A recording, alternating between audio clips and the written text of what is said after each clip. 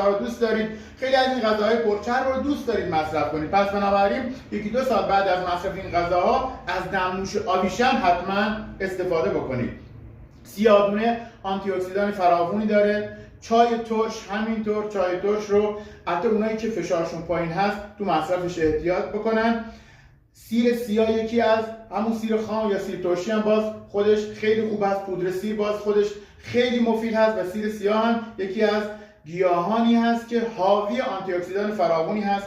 دارچین همینطور، زنجبیل باز همینطور، زردچوبه یک گیاهی از سرشار از آنتی اکسیدان که میتونه مقداری از آنتی اکسیدان بدنت رو تامین بکنه و توی ادویه‌هاتون، توی پخت غذاتون حتما از زردچوبه استفاده کنید و انواع زیره ها هستن که حاوی آنتی اکسیدان هستن. پس بنابراین توصیه میشه، چون ما هممون تو محیط خطرناک، مثلا محیط زندگیمون خطرناک هست.